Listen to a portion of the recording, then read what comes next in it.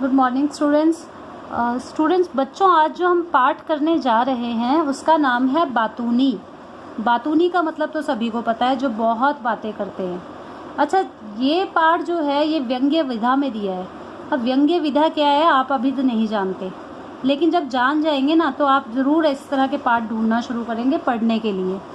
क्योंकि जब मैंने ये पाठ पहली बार पढ़ा था, शायद आप ही की उम्र में पढ़ा होगा, उसके बाद मैं कभी भी व्यंग्य विधा के पाठ पढ़ना नहीं छोड़ती। अच्छा, व्यंग्य विधा होती क्या है? सबसे पहले तो आप विधा ही समझ लिए क्या होती है।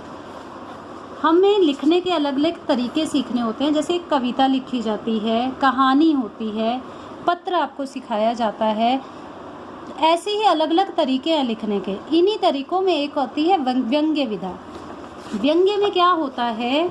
घुमा फिरा कर हंसी हंसी में बात कहना। ताने, जैसे हम ताना देते हैं ना किसी को। अच्छा, हमें किसी पे गुस्सा आ रहा है तो कई बार हम डायरेक्ट कुछ बोल नहीं पाते। वैसे बोलना भी नहीं चाहिए, अपने गुस्से को कंट्रोल ही करना चाहिए। अब नहीं बोल पाते तो उसका एक बहुत अच्छा तरीका होता है कि हंसी हंसी में ताना दे दिया। अच्छा, ये एक टैलेंट है जो सबके पास नहीं होता। अगर हो तो आपका जीवन समझो सफल है। तो ये जो हमारे लेखक है ना, हरिशंकर परसाई, ये व्यंग्य विधा के मास्टर थे। मतलब इन्होंने जितना साहित्य लिखा उसमें व्यंग्य विधा में इनसे अच्छा लेखक मुझे कोई नहीं दिखा। ये इतना अच्छा लिखते थे, इतना अच्छा लिखते थे कि जो इनके क्रिटिक्स होते थे ना, जो इनके बारे में लिखते थे कि ये कैसा लिखते हैं, क्या लिखते हैं, वो भी बेचारे डरते थे कि लिखने के लिए कि कहीं हमारे ऊपर ही कोई कहानी बनाकर ना लिख दे। हंसी मजाक बहुत करते थे। आप सोचिए, इन्होंने एक बार यह लिखा था कि जब मैं मर जाऊं तो आप एक बार मेरे नाक के पास एक नोट रख देना, तो अगर मैं फिर भी नहीं उठा इसका मतलब अब मैं पक्का मर गया हूँ। तो आप सोचिए, इन्होंने अपने आप को भी नहीं बख्शा ताना देने में, हंसी मजाक करने में, तो दूसरों को तो कहाँ से बख्शेंगे। तो शायद ये कहानी उन्होंने किसी एक ऐसे आदमी पे लिखी है जो बहुत बोलता है और जिससे लेखक परेशान हो गया। तो उन्होंने क्या किया, एक कहानी ही लिख डाली। अब कहानी सुनिए, कहानी सुनकर आपको मज़ा बहुत आएगा। उस शाम अगर मैं खुद जाकर चिट्ठी पोस्ट ऑफिस में डाल देता तो वह कष्ट ना होता जो तभी से मैं भुगत रहा हूँ। उस शाम मुझे एक चिट्ठी भेजना जरूरी था। मैं बाहर निकला। पोस्ट ऑफिस बंद होने का समय हो रहा था।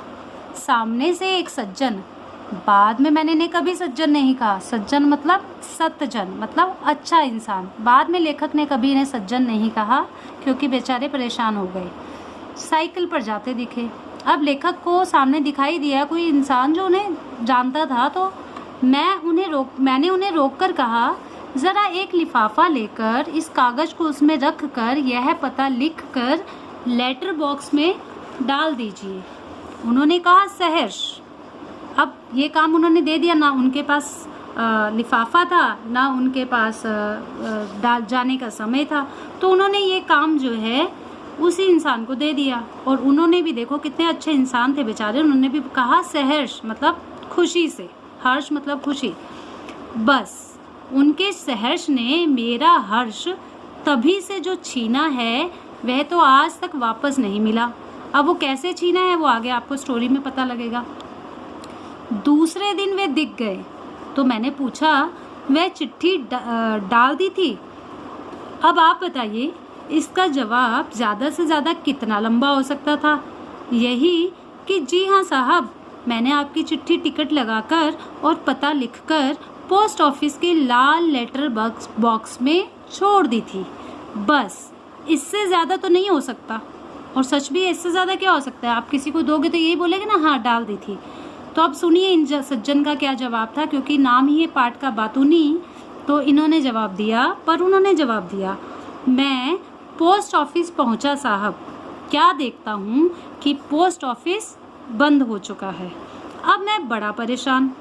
आपने पहली बार तो कोई काम बताया, मैंने सोचा चाहे आकाश टूट जाए और पृथ्वी फट पड़े, पर आपकी चिट्ठी ज़रूर डालूंगा। इतने में साहब मेरी नज़र पड़ी साहनी मेडिकल स्टोर पर। वहाँ साहनी बैठा था। मैं वहाँ गया। साहनी मेरा कई साल से दोस्त है। मैंने कहा, यार साहनी, एक लिफाफा तो दे। उसने कहा, लिफाफा तो नहीं है, टिकट है। मैंने कहा, लाओ टिकट ही दो।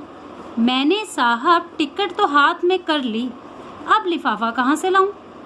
आखिरी डाक निकलने का वक्त हो रहा था। लिफाफा नहीं गया तो क्या होगा?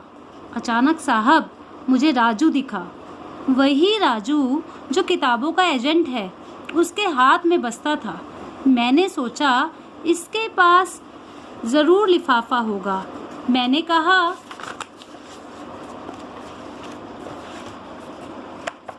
यार राजू, एक लिफाफा दे दे।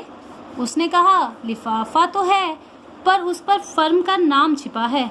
मैंने कहा, कोई बात नहीं, मैं उसे काट दूंगा। मैंने लिफाफा ले लिया।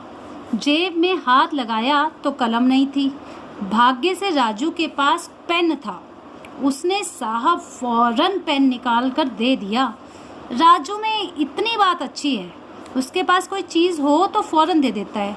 मैंने झट उसका बस्ता लिया, उस पर लिफाफा रखा, उसकी फर्म का नाम काटा और पता लिखा और साहब मैं भागा पोस्ट ऑफिस की तरफ। अब संयोग से देखिए साहब कि जब मैं पहुंचा तब डाकिया चिट्ठियां निकाल कर लेटर बॉक्स बंद कर रहा था।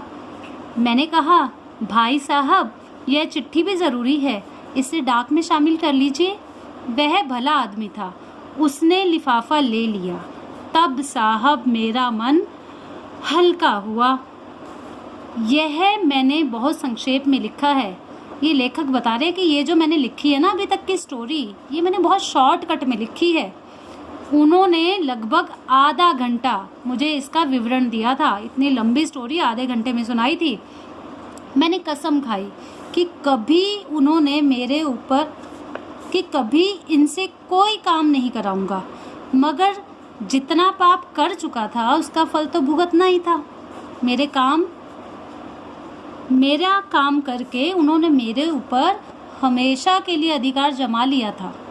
रास्ते में उनका घर पड़ता था, मैं निकलता और उन्हें दिख जाता तो वे बहुत खुश होकर मुझसे पूछते, कहाँ जा रहे हैं? मैं नहीं समझ पाता कि आम तौर पर लोग क्यों पूछते हैं कि आप कहाँ जा रहे हैं। वे क्या पुलिस के आदमी हैं या खुफिया विभाग के हैं जो जानना चाहते हैं कि तुम